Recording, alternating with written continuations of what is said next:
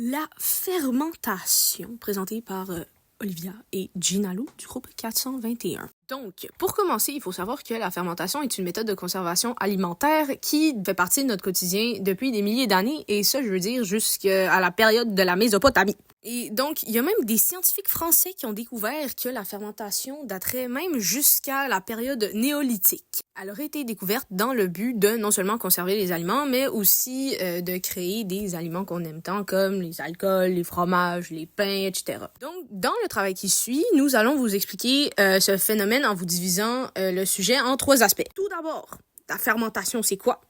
Ensuite, comment réagissent ces différents types de ferments par rapport à la fermentation? Et finalement, les bienfaits des aliments fermentés sur le corps humain et dans la vie en général. La fermentation, c'est quoi? Elle est aussi connue sous le nom de glycolyse anaérobie. Elle est avant tout un changement biochimique qui utilise des micro-organismes comme les bactéries, les microbes et les levures, mais les moisissures aussi dans certains cas, afin de se charger en énergie. Donc en fait, il y a 3 conditions précises à suivre pour que la fermentation est prospère. Et ces conditions, c'est d'abord qu'il y ait un aliment ou une substance périssable contenant des sucres que les micro-organismes ils peuvent utiliser comme carburant pour produire de l'énergie. Ensuite, on va avoir besoin d'une température ambiante, donc préférablement entre 18 et 22 degrés Celsius, et une absence d'oxygène. Également, au contraire, il y a certaines conditions qui peuvent être nuisibles, donc des températures trop froides ralentissent et même arrêtent les micro-organismes, et des températures trop chaudes vont accélérer le processus de fermentation, et souvent ils vont même aller jusqu'à tuer les ferments et vont donner une espèce de goût de plastique aux aliments, ce qui n'est pas vraiment cherché. Par contre, une présence d'oxygène peut être bénéfique pour les bactéries qui vont faire la fermentation, comme par exemple du kombucha, mais si cette présence d'oxygène elle est prolongée, elle peut canceller la transformation et peut même créer une oxydation et des champignons.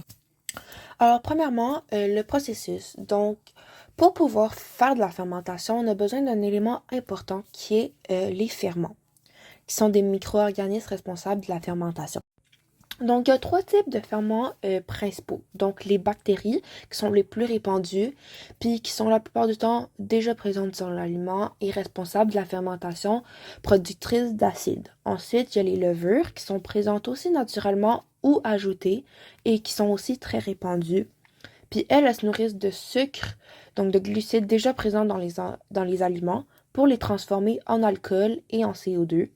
Et pour finir, les moisissures, qui sont un type plus rare et qui sont à partir de champignons comestibles de plusieurs variétés qui donnent des goûts différents. Donc, les types de fermentation. Donc, il y en a plusieurs, mais les 3 principales sont lactique, alcoolique et acétique. Donc, pour la fermentation lactique, les glucides se transforment en acide lactique. Puis ça consiste à diminuer la prolifération des bactéries en augmentant son acidité. Puis cette acidité-là, elle permet de tuer les bactéries non voulues. Ensuite, il y a la fermentation alcoolique. Donc ça, les levures, ils décomposent les sucres pour former de l'alcool, du dioxyde de carbone. Puis le produit, c'est de l'alcool éthylique, l'ingrédient essentiel à la création des boissons alcoolisées. Finalement, il y a la fermentation acétique qui n'est pas basée sur des sucres, mais de l'alcool éthylique dont se nourrissent les bactéries acétiques. Ça se fait par oxydation, ce qui est à l'encontre du modèle de fermentation, parce que c'est un cas particulier. Ensuite, on a les bienfaits. Donc, premièrement, il y a la capacité de conservation remarquable. Donc, ça se fait grâce au taux élevé en acide et en micro-organismes si puissants que ça neutralise les germes et les virus. Dépendamment du produit, ça peut se conserver pendant plusieurs mois, voire des années. Donc, ensuite, ils ont un grand impact positif sur notre santé.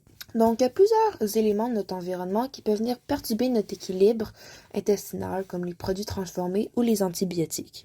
Pourtant, les aliments fermentés, eux, sont une grande et importante source de bactéries pour notre flore intestinale, puis elles renforcent notre système immunitaire et réduisent les problèmes digestifs.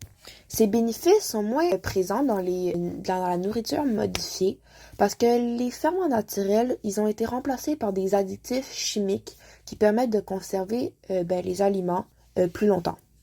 Donc, en conclusion, la glycolyse anaérobie, ou simplement la fermentation, c'est une transformation chimique qui consiste à la décomposition des sucres par des micro-organismes afin de créer de l'énergie et des produits différents selon la substance fermentée. Donc, on en a déduit qu'elle possède un genre de modèle. Donc, en fait, il va y avoir les ferments qui vont se nourrir des sucres ou des acides de l'aliment pour ensuite créer les produits / ce qu'on va manger, plus de l'énergie. Les principaux micro-organismes responsables de la réaction chimique sont les bactéries, les levures, les microbes et les moisissures. Les types de fermentation vont dépendre des ferments, donc des micro-organismes que je viens de nommer, et il en existe 3 types très populaires. Il y en a d'autres, là, mais ça, c'est les principaux. Donc, il y a la fermentation lactique qui va être utilisée notamment pour faire du kéfir, du yogourt, des choses comme ça. Ensuite, la fermentation alcoolique, c'est un peu évident, là, ça fait de l'alcool. Et acétique, qui vont faire les vinaigres et le kombucha. Donc, les aliments fermentés ont de nombreux bénéfices pour le corps humain et dans la vie. Donc, essentiellement, c'est tout ce qui joue sur la digestion et sur la gestion des bactéries de la flore intestinale. Bref, plus tu manges d'aliments fermentés, mieux tu vas digérer et tout le reste avec le système excréteur. Donc, merci infiniment de nous avoir lu et écouté sur le sujet hyper intéressant qui est la fermentation, mais honnêtement, pour de vrai, c'est dans notre vie à tous les jours.